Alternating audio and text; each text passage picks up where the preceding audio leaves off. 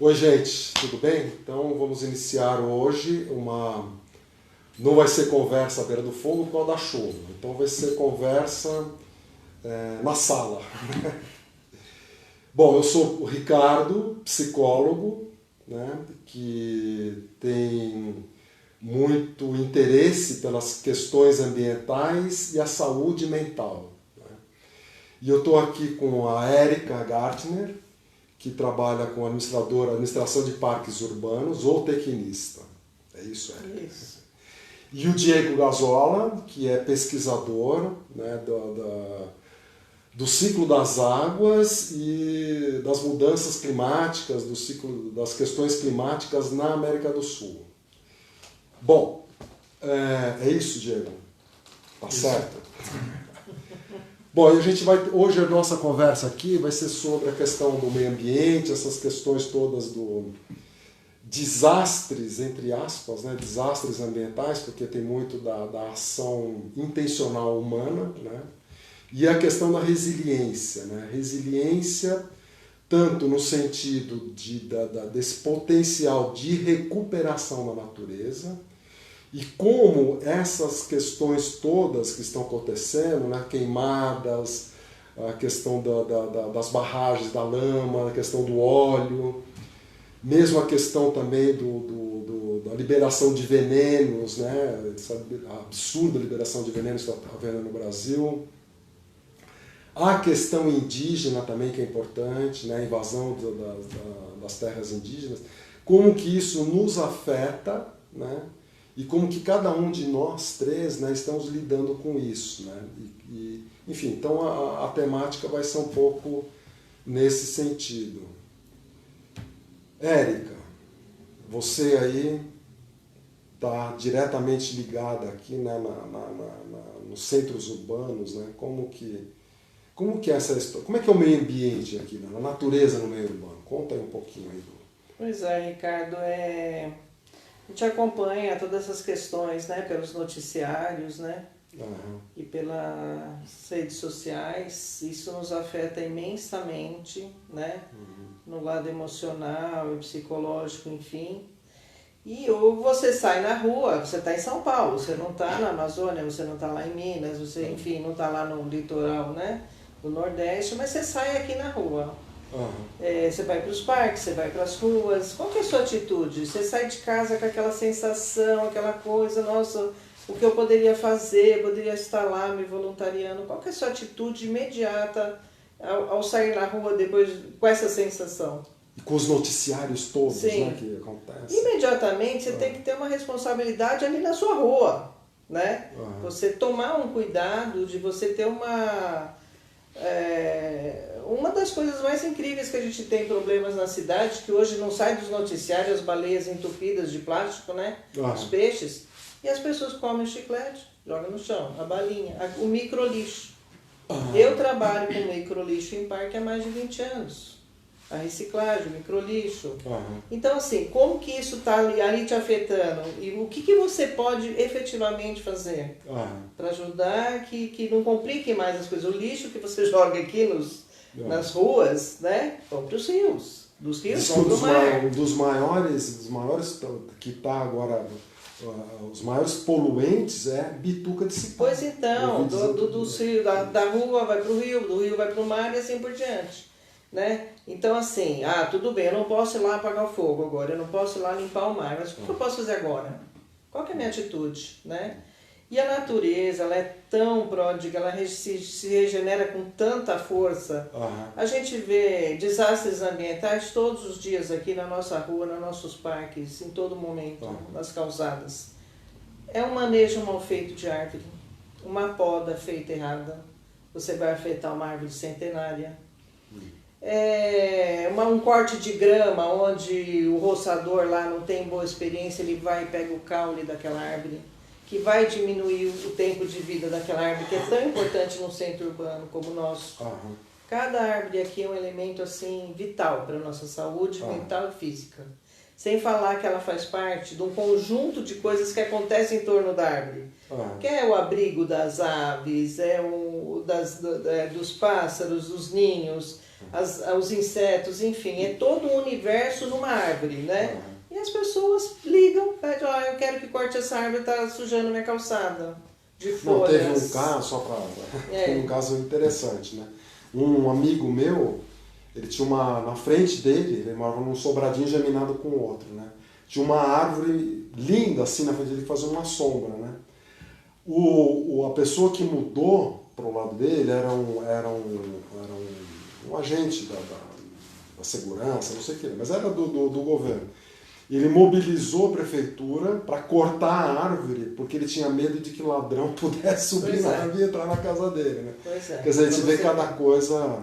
E tem gente que se irrita com sabiá que canta de madrugada, né? Então, assim, aí tá lá, né, como diz, você tá assim, vestindo uma super camiseta, vamos controlar o fogo na Amazônia, mas liga lá, dá para cortar essa árvore aqui que tá me perturbando, tá afetando a minha segurança? Você veja bem no Parque Ibirapuera, que eu trabalhei 11 anos no Parque Ibirapuera, a pressão de uso naquele parque é violenta. Eu não sei como o parque aguenta.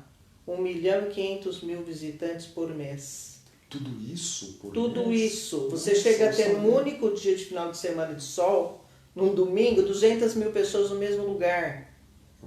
Quem trabalha ali é o HC, é o PS do HC dos parques. Quem trabalha naquele lugar vive no estado de tensão que tudo pode acontecer.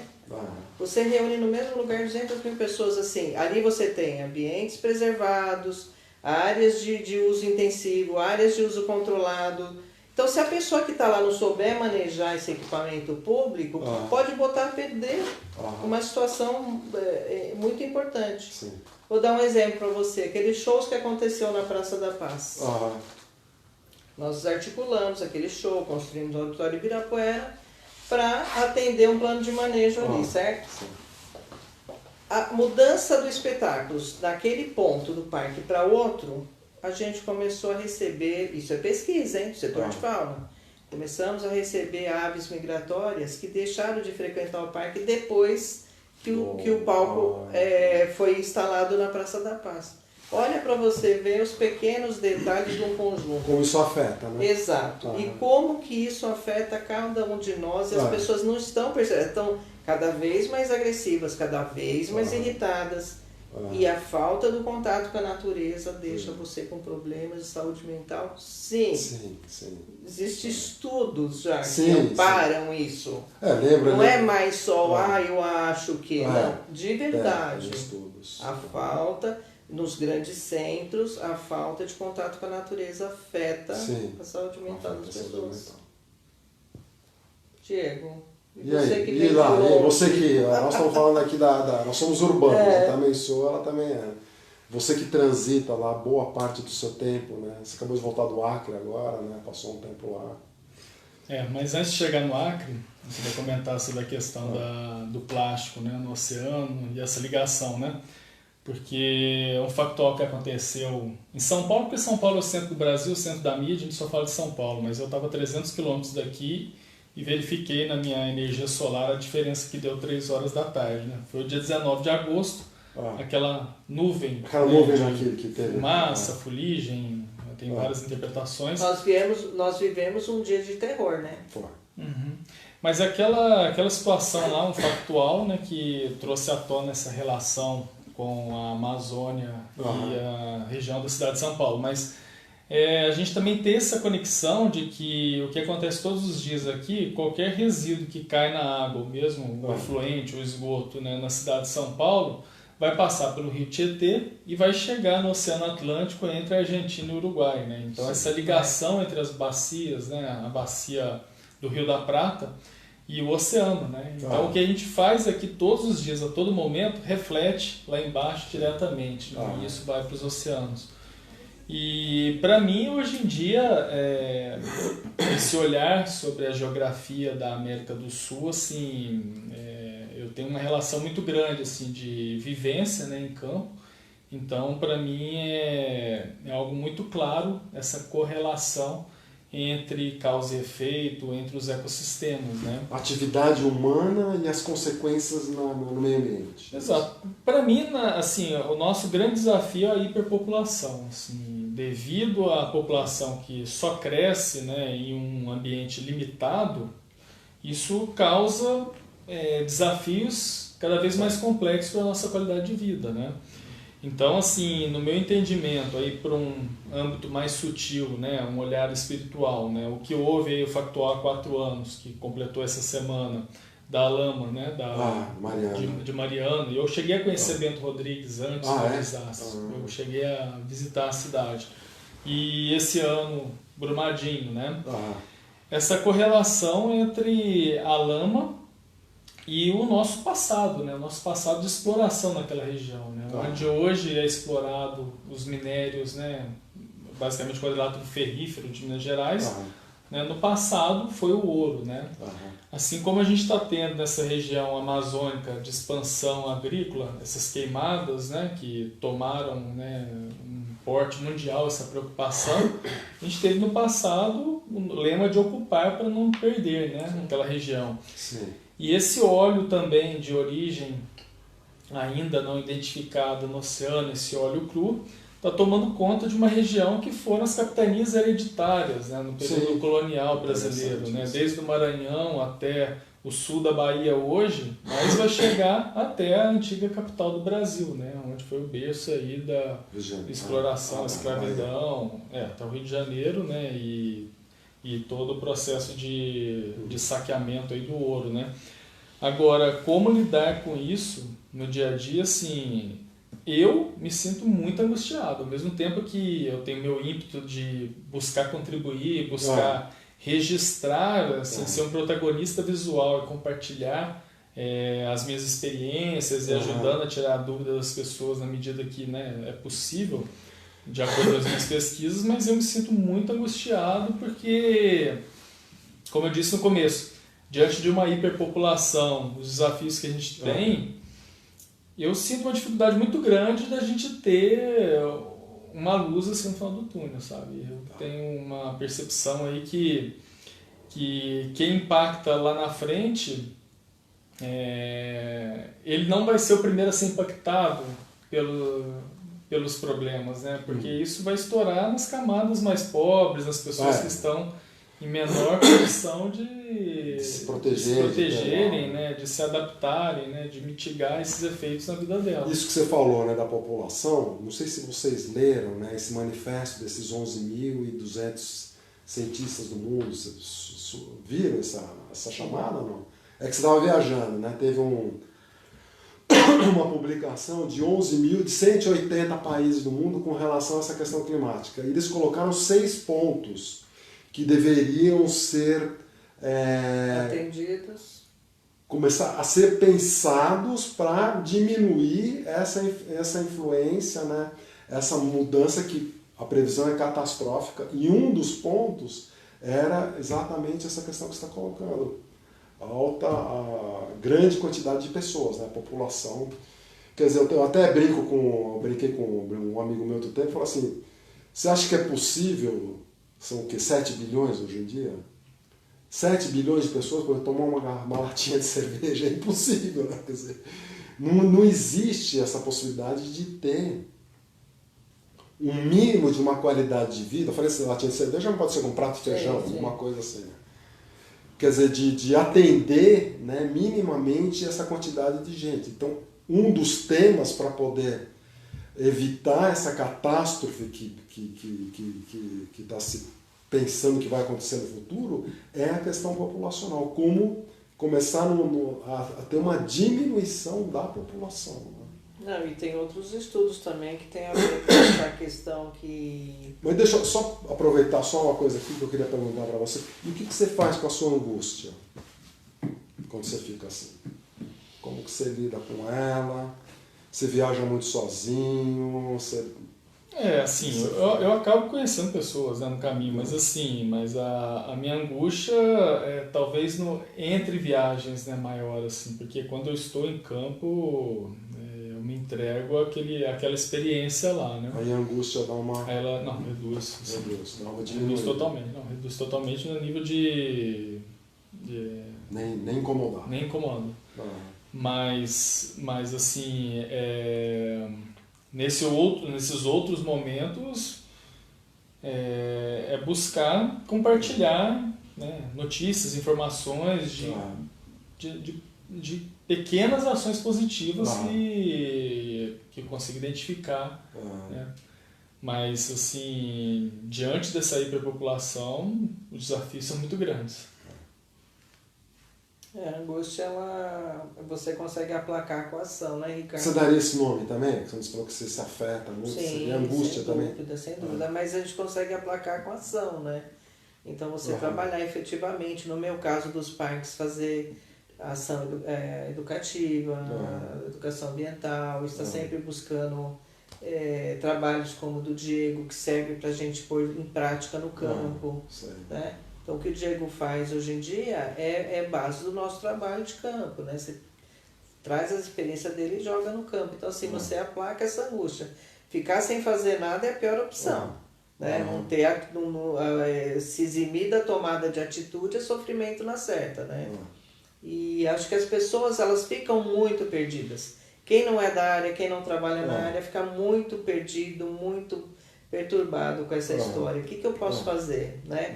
E se agarra naquela aulinha de educação ambiental, não sei o que, assim, com tanto afinco, tanto expectativa que aquilo vai ser uma solução, a gente sabe que não é, né? Que a solução é muito séria, muito grave, muito complexa, mas aquele momento é muito rico, aquela vivência efetiva, ela é muito rica e tem desdobramentos a longo prazo, né? Eu sou ambientalista desde sempre. Me formei em 83 e fui para o campo, né?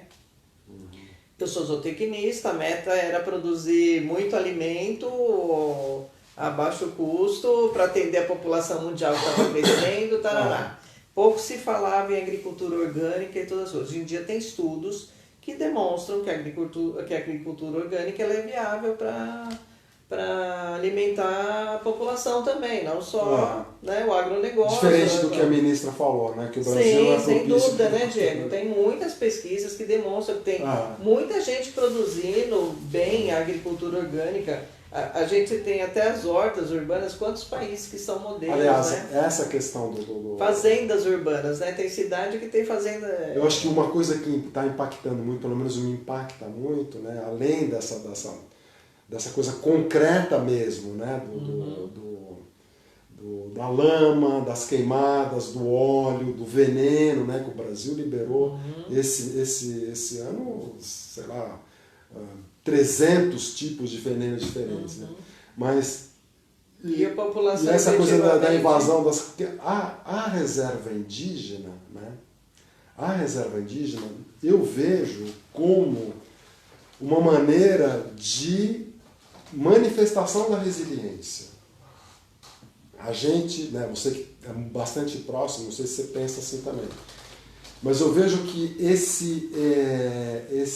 essa proposta, né, essa ideia de manter a reserva indígena, né, de não entrar com essa ideia de civilização, de catequizar, de não sei o que, é uma maneira de você preservar o meio ambiente. Né? As reservas indígenas eu vejo dessa forma. Então eu vejo isso como um fator externo. Ricardo, ampliando um pouco mais, todas as áreas protegidas. Isso. Sejam parques, sejam reservas, sejam quilombolas. Então essas áreas são áreas que são os remanescentes, que têm que ser protegidos pela lei. Né? Não pode ter um retrocesso, né? Então, aí isso que eu ia entrar, quando você fala em retrocesso, então uma coisa que para mim me impacta muito, e eu vejo que impacta muita gente, né? Eu trabalho como psicólogo, atendo, e essa angústia... Você percebe isso, Ricardo? Agora nós que te perguntamos, você percebe isso? Percebo isso. E eu também fico angustiado. Né? Não sei se a palavra mais correta seria angústia, mas eu fico... Aflito, né? Inquieto. Aflito, fico inquieto.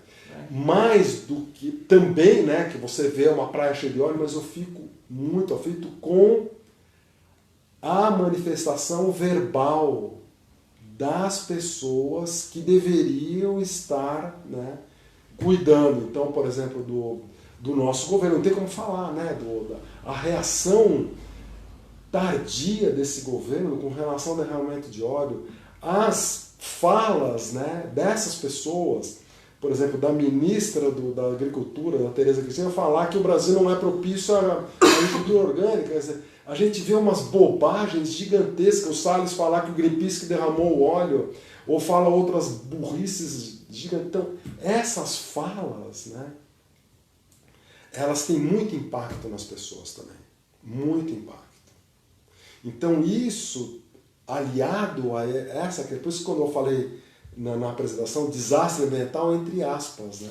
Então, porque agora... existe uma intencionalidade nisso também, não é? Porque desastre você pensa que é uma coisa que não tem um responsável. O responsável é a natureza, deu uma tromba d'água e o rio transbordou, e como aquela tromba d'água que teve lá no litoral norte de Caraguatatuba. Mas o governo, ele até assumiu agora, o Bolsonaro lá no Oriente Médio, que ele estimulava a queimada para mudar o modelo de ocupação da Amazônia. Ele falou isso. Então para mim, me impacta muito, né, essas falas, né, e me deixa também, me deixa bastante perturbado, vamos dizer assim. Mas, Ricardo, em que grau que as pessoas ficam nessa inquietação, nessa perturbação, que as fazem tomar uma atitude proativa? Então, aí é que vem a ideia... Qual que é seu papel cidadão? Vamos lá. Qual é a ideia? Aí é que vem a ideia da resiliência, né? Então, independente do governo XYZ, porque problemas ambientais, independente do governo, a gente enfrenta isso há muito tempo. Foram muitos governos. Independente dos governos, a gente ainda está enfrentando, a gente vem enfrentando coisas e coisas. Quem que falou uma coisa interessante? Ela começou lá na década de 60. A Marina Silva, ela falou uma coisa interessante. Uma coisa é você ter um presidente, né, que está ali, outra coisa é você ter um presidente que estimula isso, né? Sim, que é o caso desse a governo, legislação, né? ela nos protege, a legislação ela dá, né, o caminho, enfim. Por exemplo, eu me tornei zootecnista numa época que a gente não tinha a legislação ambiental que nós temos hoje, que está sendo até modificada, enfim, né, em alguns aspectos. Mas, por exemplo, a gente ia para campo, a ordem era formar pasto, era não ter mata ciliar, você não podia ter área, era antiproducente você preservar qualquer pedacinho de terra. Pensa bem, uma pessoa ambientalista recém-formada ter que formar pasto em todo lugar, né? Então, é lógico, eu direcionei minha carreira para outro lado, mas independente de governo, as pessoas elas têm que prestar atenção nas suas atitudes, porque o volume de gente é enorme. Então, mas essa é a questão, né? As pessoas se afetam, né? Como nós estamos falando aqui, cada um de nós também a gente se afeta, mas a gente tem maneiras, né, de lidar com essa ferida, vamos dizer assim, né? A gente fica sentido, né? Você fica assim, né? Eu fico, pelo menos, acho que você também, que está lá ao vivo, você deve se impactar muito, né? Aí, que recursos que vocês mobilizaram? Agora, as pessoas, né, por exemplo, aqui na cidade, elas, como eu falei para você, estou dando esse feedback, tem as imagens são impactantes, mas tem muita gente que se afeta por essa fala, que é uma fala tão esdrúxula, tão sem sentido, e tem uma violência muito grande nessa fala. Essa que é a questão. Uma fala dessa é uma violência muito grande. Então, as pessoas, elas acabam acontecendo o quê? Cria um microtrauma. Microtrauma. E como que a pessoa consegue sair dessa situação? Porque o microtrauma, ou trauma, meso, sei lá, não importa o tamanho do trauma, ele, num primeiro momento, ele tem um efeito de uma paralisia. Você fica paralisado, você fica sem ação. E para a pessoa tomar se regenerar, né, que é a ideia da resiliência, como a natureza faz, né, capacidade de regeneração, para ela sair disso, né? Então isso é uma questão que a cidade a São Paulo é uma cidade muito violenta.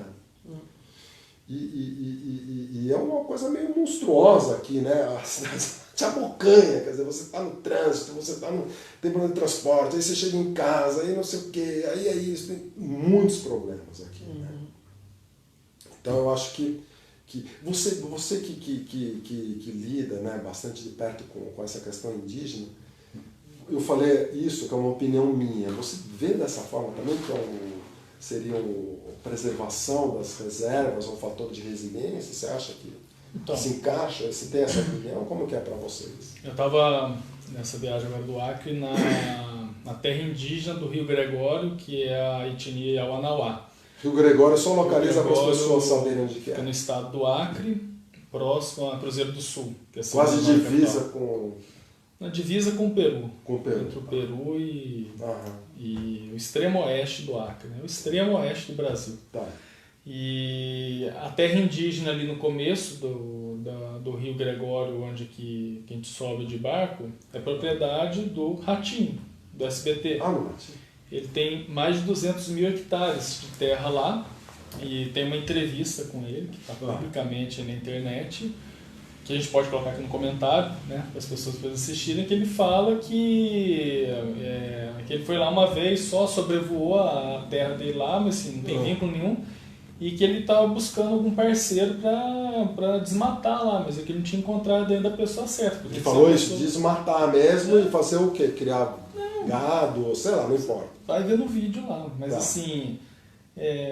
ou seja, quem está colocando pressão na terra indígena do povo Yawanawá na região são os vizinhos. Os vizinhos, quem que é? Uma pessoa só. Uma pessoa só.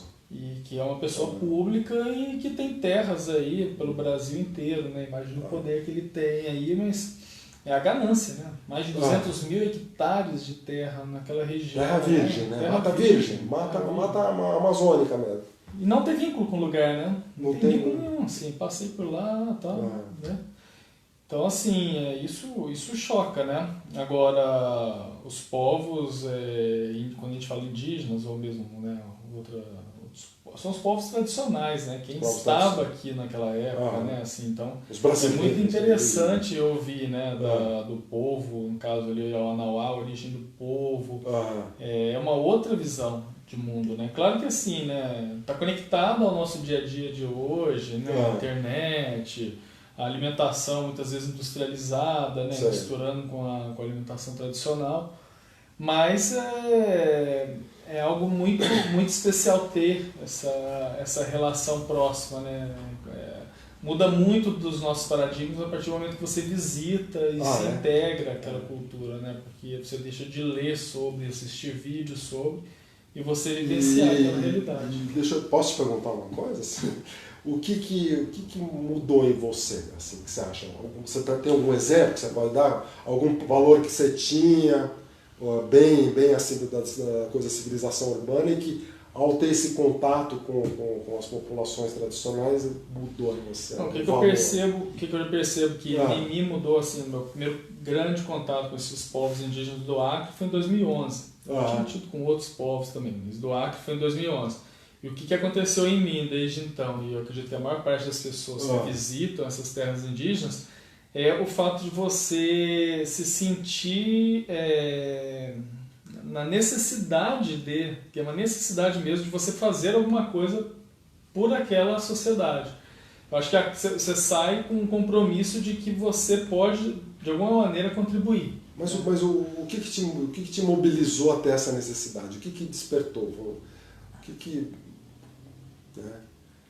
me despertou até essa necessidade? O que você viu lá que te afetou e você falou, eu tenho que...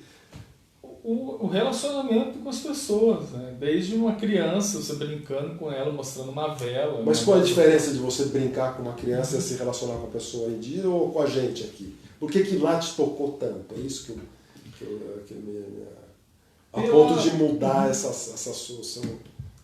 Olha, eu acredito que pela fragilidade, né, daquelas pessoas naquela situação de estarem numa linha tênue entre estar indo para a cidade ou tecer os laços de uma sociedade, né, já misturada hoje em dia naquele local. Eu acho que a ruptura do paradigma entre você achar que é algo e você vivenciar é algo que é transformador. Não sei, o que eu penso, né, que poderia ser por exemplo, conforme você foi falando, eu fui pensando o que poderia ter me afetado se eu visse isso, né? passasse por essa experiência. Eu fico pensando, né, em muitas sei lá, não sei se é o termo correto esse, aldeias, tribos, ou comunidades indígenas que foram já bastante aculturadas, perderam a sua identidade e muitos são alcoólatras, né? São pessoas que perderam esse vínculo, que é como você falou, é uma outra visão de mundo, são outras formas de ver. Então, quando você fala dessa fragilidade, eu fico imaginando, de repente, toda essa população que tem lá um nível de vida, uma relação com a floresta, tem os seus valores, tem as relações sociais, tem muito a ver com o meio ambiente, de repente essas pessoas se favelizarem, né? Eu fico pensando, isso me daria uma dor muito grande, eu imaginar essa situação. Você acha que passa um pouco assim, isso? Mas pensar em comunidades, no caso indígenas, é a mesma coisa de falar do brasileiro, assim, né? O brasileiro não é só de São Paulo, é o de São Paulo também, né? É da Paraíba, é do interior do estado do Rio Grande do Sul. Então fica muito complexo de lidar com isso, porque se fala de comunidades indígenas, a gente tem aqui em São Paulo, né? No lado do Pico de Jaraguá, a gente tem comunidades indígenas. No Parque Real tem uma... Então, mas por que a ideia sua de preservar lá essa aldeia do Acre? Porque nas minhas experiências com povos indígenas, esse povo indígena do Acre não é somente os Yawanawá, né? Tem os Runicuim, os Axaninca, os Capuquina, que é de uma linhagem Pano, de tronco linguístico Pano. Foram os mais autênticos que eu pude ter contato, que estão resgatando as suas origens, as raízes, a cultura, né? Depois de ter passado por um processo bem complexo. Tanto que na comunidade que eu estava lá, assim como no ano passado também foi assim, tinha toda uma ritualística xamânica, mas também teve uma celebração evangélica. Então, ou seja, tem uma mistura. Tem uma beleza, então, essa coisa dessa ancestralidade dele, dessa relação. E você vê essa beleza lá. Sim, sim. Então isso é uma coisa que você sente. Então isso talvez seja um fator de impacto, né? Isso de preservar essa beleza, né? Sim. De que se houver perda dessa beleza, a perda da identidade, né, vai ficar uma...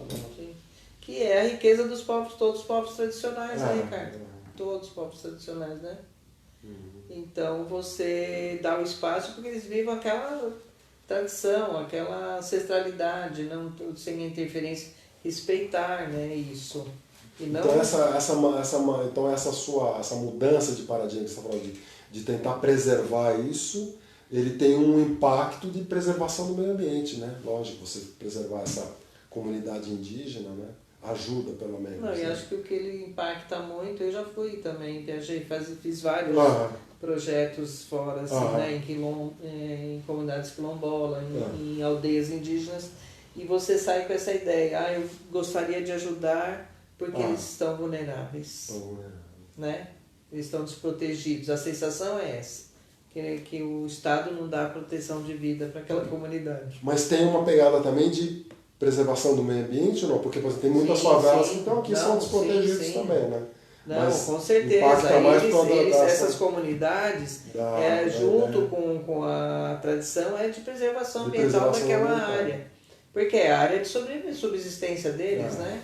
Eles não e que eu acho que é um valor comum aqui entre nós três, né? Essa coisa de preservação ambiental. Sim. E agora, né, o mundo, né, quando que foi o Rio 92, né, de 92 é que foi o primeiro start, não é isso? Muito forte. Dessa grande preocupação com as questões ambientais, climáticas, né? E eu acho que isso está cada vez mais forte, né? Essa consciência, né? De que a gente não tem para onde ir, né? Nós estamos aqui nesse planeta. Não tem um planeta B. Não tem um planeta, por enquanto não, né? É isso assim, se a gente copiasse um pouquinho das comunidades tradicionais, nós diminuiríamos o impacto também né? Até dentro da cidade, né? Você não tem aquele respeito, né? Falar, jogar o lixo fora. Não existe fora. Não tem fora. Aqui, né? Exatamente, não tem fora, né? E também tem um ditado que diz que é chinês que antes de querer mudar o mundo, dê 3 voltas no seu quarteirão, né? Mudar o teu entorno, né? Internamente, seus hábitos alimentares. É o que a Érica estava falando, né? de jogar a sua bituca de cigarro, no cinzeiro. Encaminhar, porque mesmo bituca a gente também. Não, e outra coisa, gente, a gente tem a responsabilidade, hoje a gente tem acesso a tudo facilmente. Você pesquisar as fontes, as informações fidedignas, né? E não ficar replicando coisas falsas, notícias falsas. Quando você falou dessa, só para a gente estar já quase para terminar, você falou dessa relação entre meio ambiente e saúde mental, né? Eu lembrei que eu fiz um projeto lá no Parque Trianon durante 2 meses, né, de atendimento dentro do parque, atendimento dos transeuntes, chama Psicologia na Rua, né, o tema do projeto.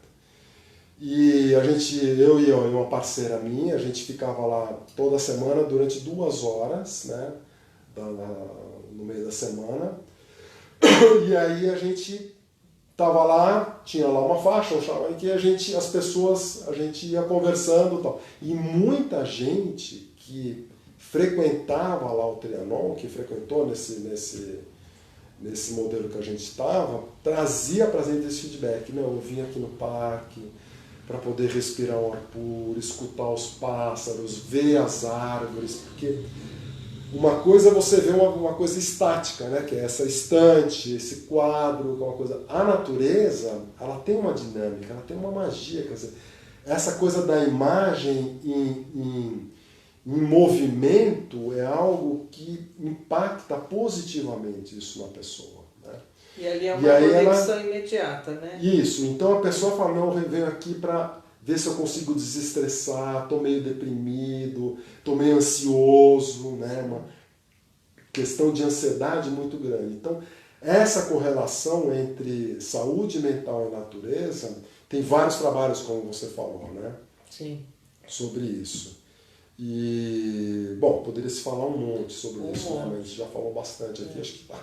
Eu acho que você ter o contato com a natureza, só para a gente encerrar e dando um boa noite, né? É oportunidade de conexão imediata com aquele espaço e através daquele espaço com você. Porque existe uma conexão entre os elementos que estão naquele espaço. Hoje também há estudos que as árvores se comunicam, se apoiam. Sim. E o ser humano, ele imediatamente ele acessa ali aquele espaço, seja um parque, seja uma praça ou uma simples vaso no seu jardim, você se conecta com uma coisa... Você aciona dentro de você arquétipos, né, poderosos da nossa ancestralidade, porque se a gente for pensar, o Homo sapiens está aqui há 300 mil anos.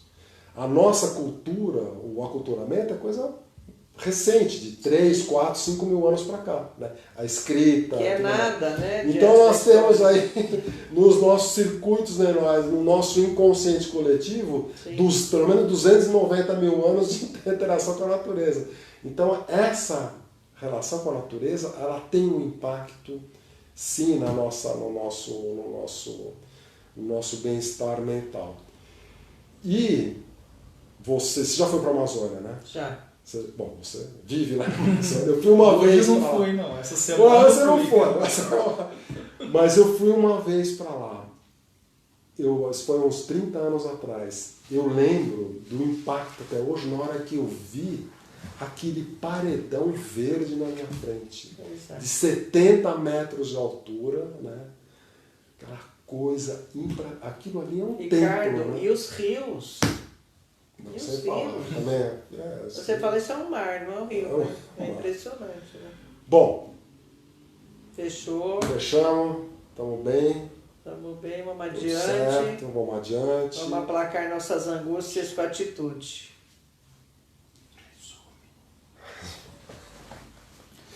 O meu ponto ali está falando para resumir. Então vai lá, faz o fechamento aí, Ricardo. Bom, o resumo...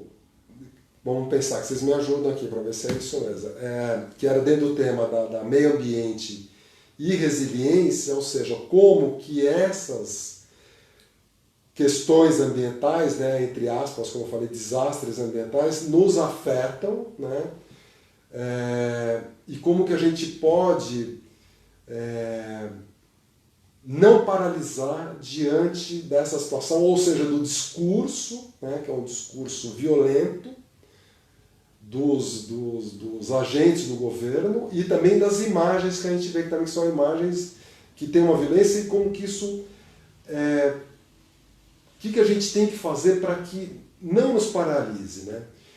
Que fatores que a gente pode, que recursos que a gente pode evocar, aí tem a ver com a construção da resiliência, para que a gente volte ao normal e possa ter até uma ação no sentido de